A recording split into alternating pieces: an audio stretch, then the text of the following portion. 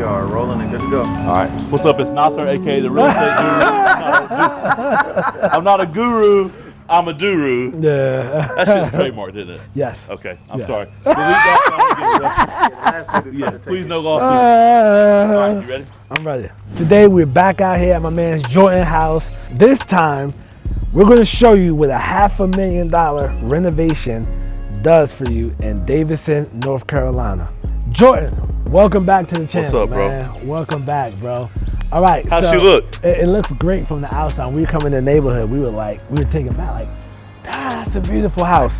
Like, it sticks out. Yeah, it pops from everything else around it for sure. So ideally, I remember we were just discussing leaving the brick, the color, because the original brick color was beautiful. Yeah, some of the commenters had some very strong opinions about leaving it. If you remember, people were like blasting me because I wanted to paint it, and they said no. Yeah. But we painted it, I think it looks great. It looks excellent. Yeah. It actually looks better than. I think so. Yeah. No, it looks better. Yeah. The white, no, that was a good choice. Personally, I try to stay away from white brick if I'm holding it. Yeah. Because it just stays dirty. Yeah. Goddamn. But people don't think about that when they buy it. Yeah, they just want a white brick house. They just want a white brick house. Of course. Absolutely. Absolutely. How long ago was that when you first acquired this property? Oh my God, it feels like 100 years ago.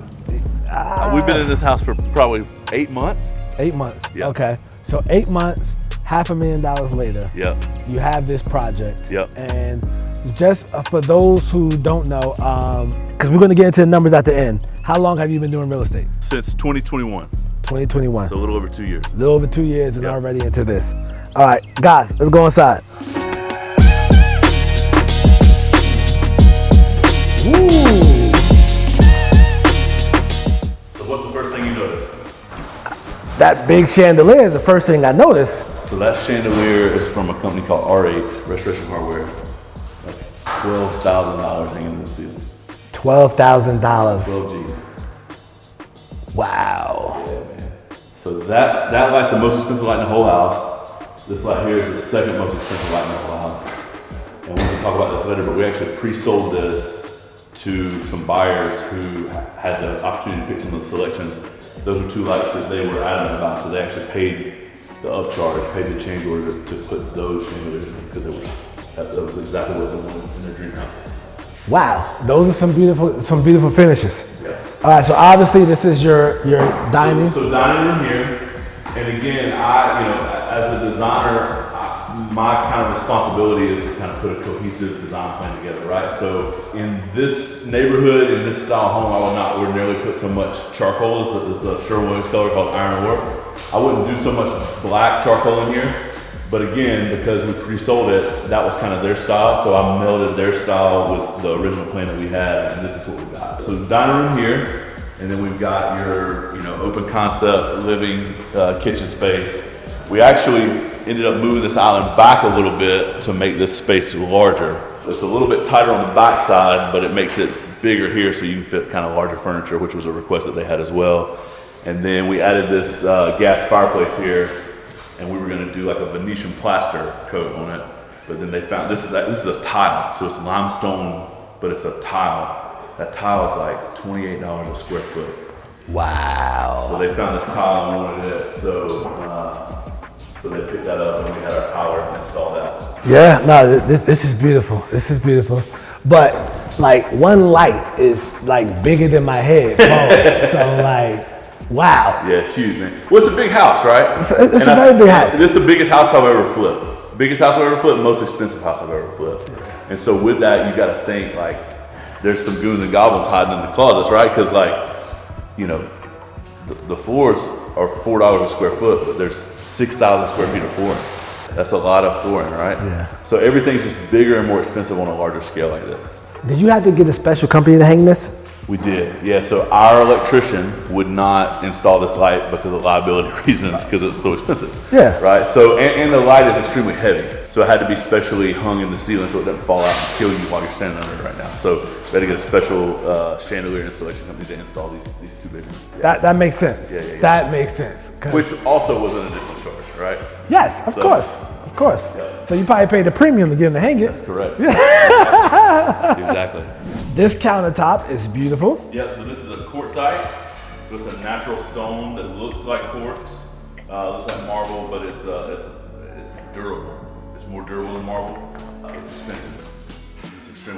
So I think when we started, we had budgeted 15 grand for counters, and our countertop package in this house was $28,000. Wow. So almost double what we originally budgeted.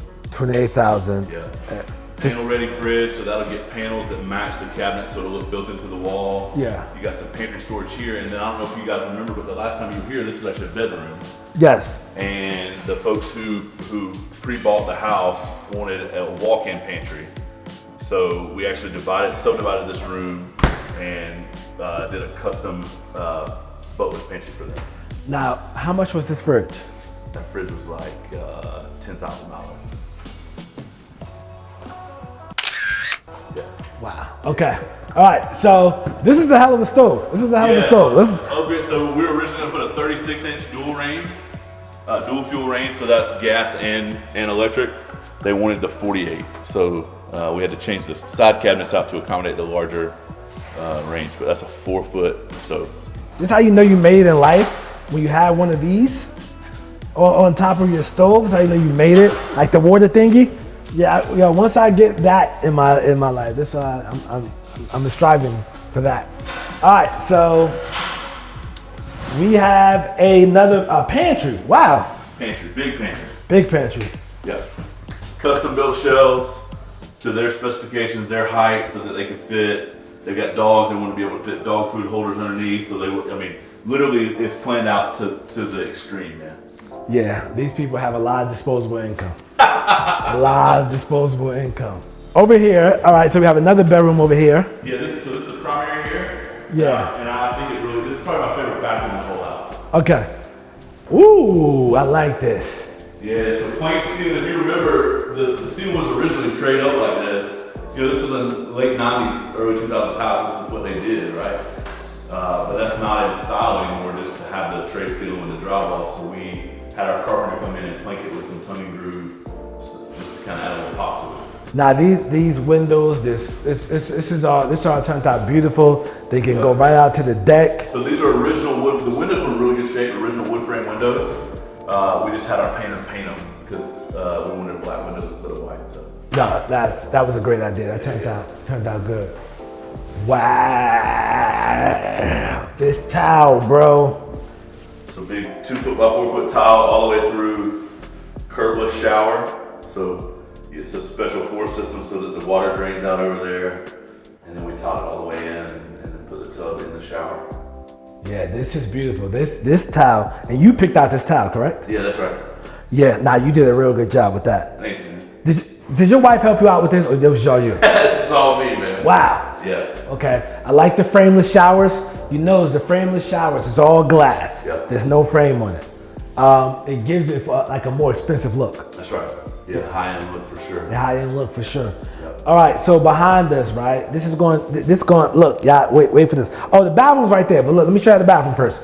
All right, bathroom, boop. That's it. Nothing in there. Right? So look, check this out, right? So if you remember, this was the primary closet. It ended right here where I'm standing. And Correct. On the other side of the wall was an office, but they didn't need an office. But they did need more room for clothes and shoes. They've got this guy that bought it's a NASCAR pit crew chief. He's got Jordans on Jordans. He needed shelves for shoes. So we blew this wall out and turned this into like their dream primary closet. Yeah. Clothes storage, watches, jewelry, whatever. I think she's gonna put a little vanity there so she can like get ready in the morning. They'll put probably some cordless shades, like automatic shades up and down, so so nobody can see you getting dressed. Right. But they washer and dryer in the closet, stackable washer and dryer unit. Which funny story about this, we had to add the power for this. It put our existing breaker panel over the limit, so we had to upgrade the house from a 200 amp service to a 400 amp service. So just to get the plug in for that washer and dryer was like almost $6,000, and it added like a month to our timeline because we had to go through re-inspections and stuff just for that. Of course. Wow. But again, custom design, custom laid out, shelving units in here, clothes rods, all that stuff. We've got a really great carpenter that built all this for us. It's kind of convenient once you see it to have your washer and dryer in your closet. It makes so much sense. It makes sense. But wow, yeah. I don't know that I would have spent that much money on it, but yeah, yeah. 2-car garage. We got a little powder room here. All right, so the 2-car. Bath. Okay, 2-car garage right here. We talked about pre-wiring for an electric car. Yeah. But I don't think we ended up swinging it. Sorry. So somebody popped out the bathroom. It's all right. Editor, keep it in there, editor. All right, so then we have the laundry room. Laundry room, yeah. So not only do they have a stackable in their closet, but then they've got a full service laundry room over here. Yeah, so you could, wet your stuff and all that, and then throw it in there. These people, they got some very great taste. Because these cabinets are not cheap to have in your laundry room. And where do you keep the detergent at? You take the shelf out and put it in there. There you go. You can take the shelf out. Okay. All right. I'm not used to stuff this nice. All right. Now, this impressed me with this wallpaper. Yeah. So wallpaper's super in right now. I was telling you before, I don't know that I would have put this wallpaper in here if we were taking this to market. But the owner that's buying it really liked it, and so she wanted it in here with a dark ceiling. And I think it looks great. It's polarizing, right? So if you're trying to please the masses when you list it, we probably wouldn't have gone this bold in the space, but because it's already pre-sold and we don't have to worry about somebody buying it, then it was an easy decision to put this in here. So you got a full bath here, and then this is the back half of the pantry, and it's like a little sitting room. Yeah. Look out the golf course. They're gonna put a pool in out here. So you'll have a view of the pool here. Very peaceful, very peaceful. Okay, so check out this wallpaper though. These people got some good taste. Yeah, for sure. They got some good taste, man. They got some good taste. All right, so let's go upstairs. Okay. We used the black on the wall again. Yeah, that's right. I kind of like that, bro. I like it. Yeah, I like it. It looks good. Of course. It doesn't look too aggressive when you got the white trim. If it was all black, there you go. It would be aggressive, right? But it ties in well. Feels very cohesive to the rest of the house. You got good attic storage here. We also that attic storage over the garage because we finished that out. Yeah. But yeah, it turned out good. And if you remember, I can't remember if it was like that when you guys were here or not, but this wall used to come out like here. Yeah. So it was real closed off. So we opened it all up and put the railing in, and it makes it feel huge. Yeah. Hey, to my YouTube crowd, the black outlets though. The black outlets. Beautiful. So this is another bedroom with its own ensuite bath. Yeah. Full tub, shower, toilet, everything in there. So it seems like they designed this house specifically for them. Yeah, that's correct. So a lot of the things, they came in when we were probably 75% done. So, like that vanity, that tile, I had already designed this bathroom like this. Already picked the floors, the trim, all that stuff. But then, she wanted a different ceiling fan, right? So we just took the ceiling fan we were gonna put in, took the ceiling fan they wanted, figured out the difference, and then they paid that. Same with the ceiling. So the ceiling's gonna be white in here. They wanted them this, it's called Sherwin-Williams Naval. It's a navy blue.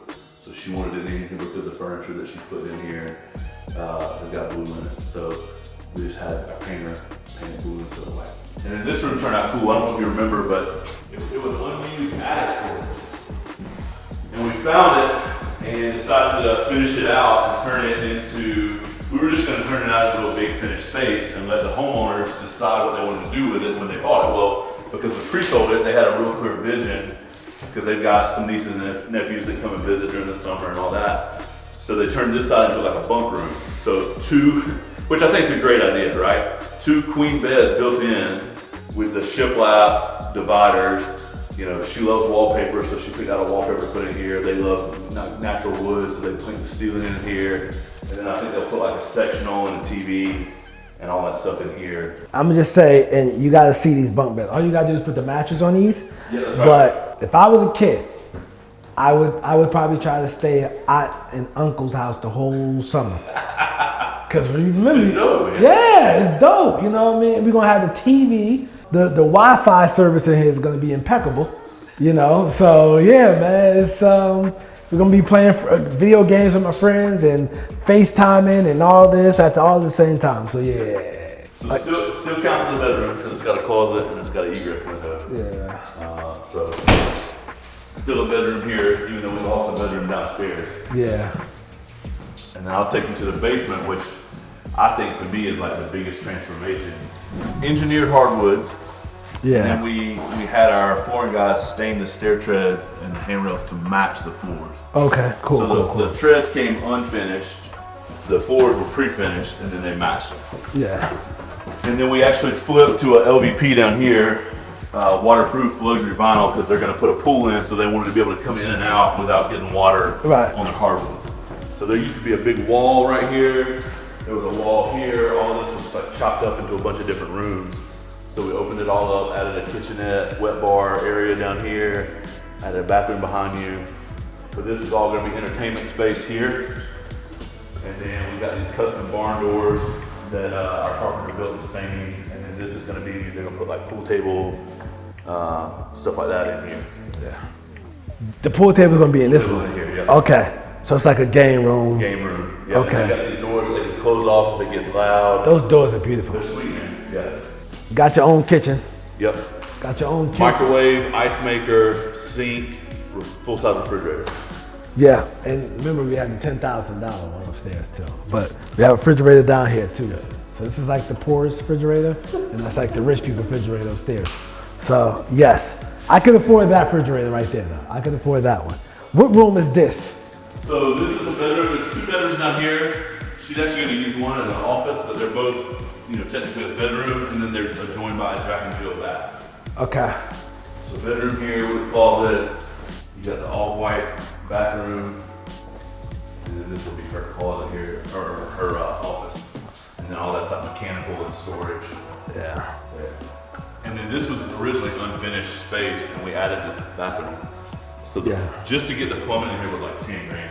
Yeah, that makes sense. We had to jack the slab up, re-pour concrete, all of that. But the only bathroom down here historically had been that Jack and Jill. So if this is like the main entertainment space, or people coming in from the pool or whatever, they gotta have somewhere to use bathroom, somewhere to shower, all that. So we made like the coolest shower. Just awesome. So, and you notice like what money can do as far as options, right?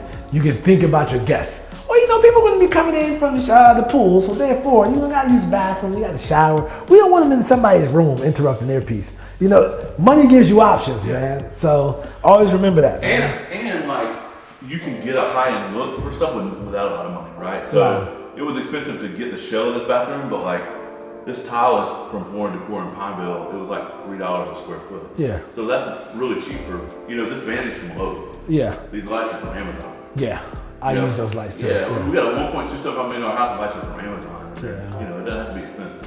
So guys, remember the workout room from the last visit? So you didn't want your Peloton to fall through the ceiling, right? Right. You don't want your Peloton to fall through the ceiling, so you put your Peloton here. You probably put like some aerobic stuff, your Peloton there, and yeah, I think he's got a weight, like a dumbbell rack, and they'll probably put some big mirrors up and all that in here. Yeah.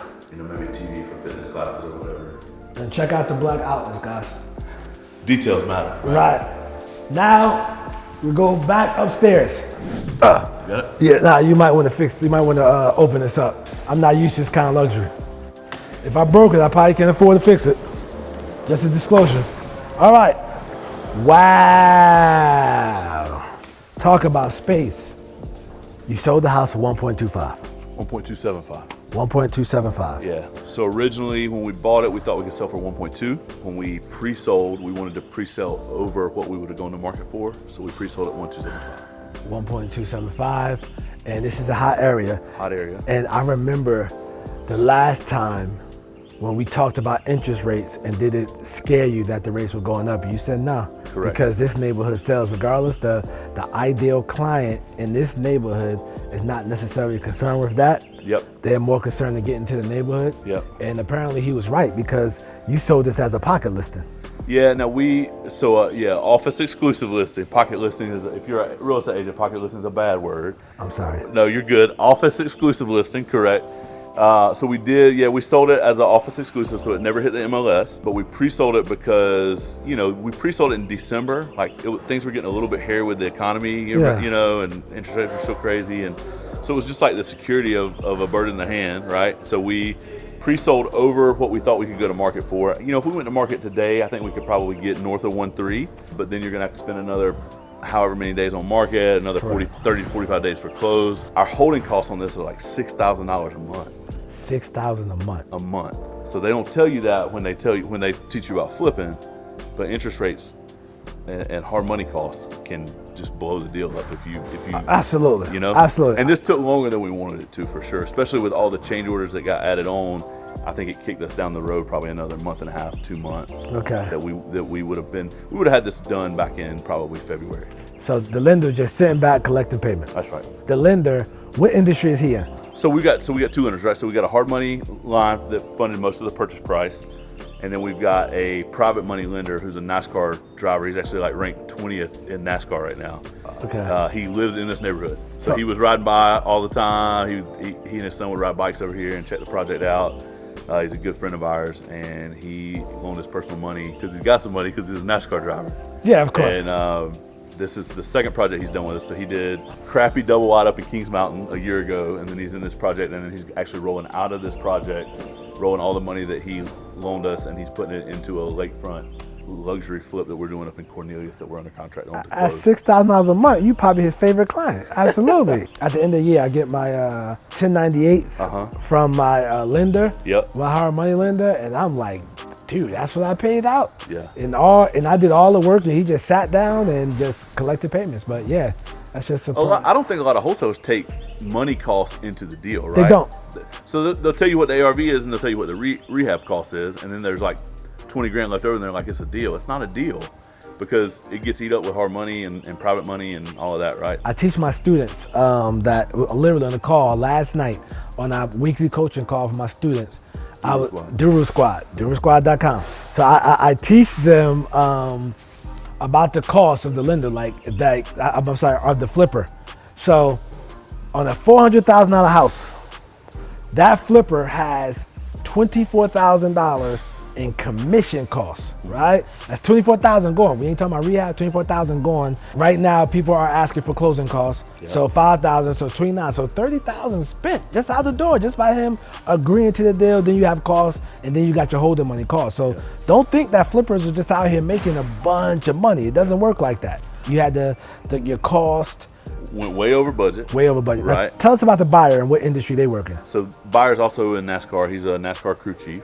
A NASCAR crew chief. You're in NASCAR country up here, man. I was told that since I got here. Yeah, man. Never seen NASCAR a race. I know we got the racetrack in Concord. That's right. And I was advised we get 2 big races a year here in Charlotte. Yep. And even before Airbnb, guys used to.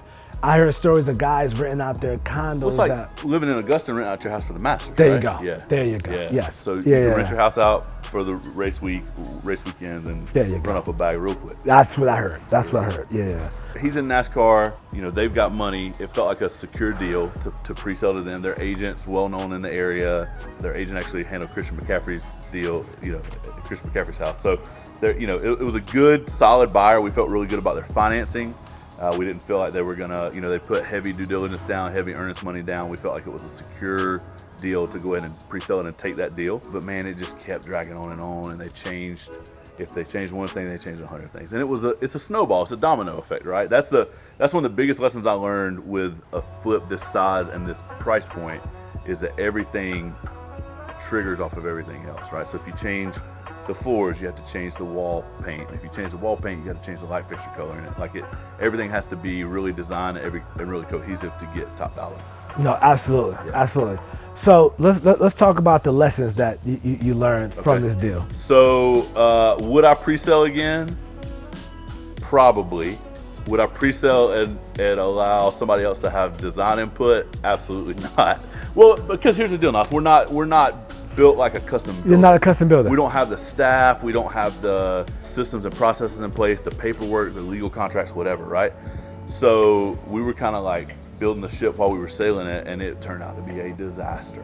So we're not client services, right? Like do you know flippers who also do like renovation projects for customers and stuff? I know a few, but like that's not how our business is set up. So when you've got somebody else coming behind you going, this paint doesn't look good, we need to fix it, like it just doesn't work. It doesn't work at all. I got a friend who's a really big builder in Charlotte, a Lanky Signature Homes. I'm gonna put his IG on the screen, but a Lanky Signature Homes. He told me years ago, he said, Oh, custom? No. He told me, yeah. I think he does it now. But he told me years ago he wouldn't do it because they take like 2 weeks to pick out a paint color. Yeah. You know, and just like you said, they're so picky with stuff. Yeah, very detail oriented. Very detail oriented. Yeah. It's like, yo, no, look, let me just do the house and you just gonna buy it as is, you know, so. Yeah. We would pre-sell again, but we would not, I would not allow a client to take over the design process. We got into this when we had probably 10 or 11 other projects going. This is a massive undertaking, right? So this requires somebody in here every day, eyes on the project daily, making sure, you know, $6,000 a month, that's a lot of, that's, you know, your day rates, what is that, $200 a day? I'm not real good at math. Yeah. $200 a day. So if this is sitting here and there's nobody working today, you're setting $200 on fire. You were in this project for how long? I think we were in for, I don't even remember, it feels like 100 years, bro. We've been in here for probably 8 or 10 months. 8 or 10 months. Yeah. It turned out beautiful. Thank you. You sold for 1.275. 1.275. And you spent $500,000. Yeah, bro. It's a big, and we didn't plan on spending $500,000, right? But here's where we messed up. We did the numbers. We said, okay, we can put 250 in it. 250, right? Yeah, I remember that. Remember we talked about it? And I thought 250 would cover the house. Yeah, well, me too. It wouldn't. But here's where we messed up. We took our guy who was managing our contractors, and we said we got 250. And instead of saying there's no way you can do this for 250, he said okay, and broke it down 250. Bro, I think we had $8,000 budgeted for appliances, and we spent 22. So $8,000 for appliances, and you spent 22. We had 15 or 16 for countertops, spent 28. So we just went over in all these areas, but nobody told us, hey, I can't do it for that. It was just like, oh, that's what you want? Okay, well, here's the bill. Okay. You see what I'm saying? That's normally how it goes. Yeah, but it also, you had to do it to get the dollar amount, right? So we knew we had to build this fireplace bump out and put that insert in, and you know, they picked the tile, but we were gonna do something else. But we knew like nobody's gonna spend 1.2 on a house with no fireplace, right? So it was an expense that I don't think we originally budgeted on the front end, but we had to do it in order to get to this resale value. Okay, so 1.275, all right?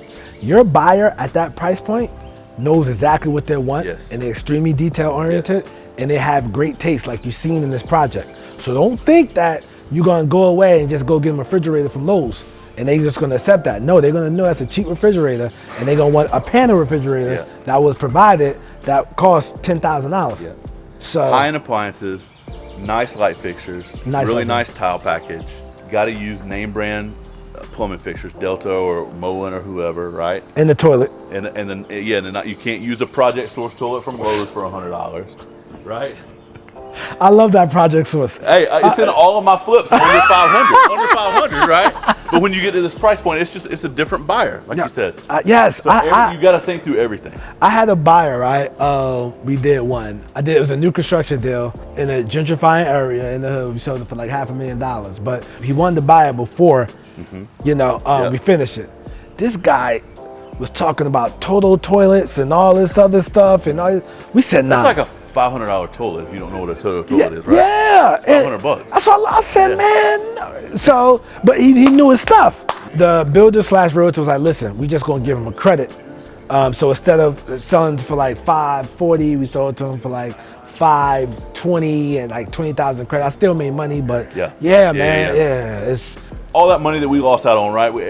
Every month we held it longer than we wanted to. We lost $6,000. You know, every purchase we made that we went over, we lost money out on our profit. But to me, it's tuition money. I call it tuition money because we learned, right? So now, next time we do this again, which we're under contract on one in Cornelius, which we'll have you guys come out and look at. You know, now we know that we're not gonna make these same mistakes again. Right. So Jordan, people are gonna want to reach out to you. People are gonna want to sell you these high-end deals. Yep. Don't bring your high-end stuff to me. Bring it to him. Yep. Bring me your cheap stuff. So, how do people get in touch with you? Yeah, they can hit me on IG, Jordan Smith SC. You can drop it right here. Yeah. And that's got, I'm a real estate agent too, so that my profile's got my cell phone number, my email address, all that stuff on it. I'm not hard to find. He's not hard to find. Great guy. Yo, bro, I really appreciate you. Man, thanks for coming. Really appreciate you. So we're gonna put his Instagram on there. You can bring him your high-end deals, and hopefully it'll work for him. In the meantime, The video next to me is this project before it was this beautiful. I was impressed by the first house, but this is just, you know, leaves you breathless. Yeah. So click on that video and comment below. How did this house come out? Would you have paid 12? What's your favorite part? I want to know your favorite part. What's your favorite part? Yeah, what's your favorite part? And would you have paid $12,000 for that chandelier? See you in the next video. Peace.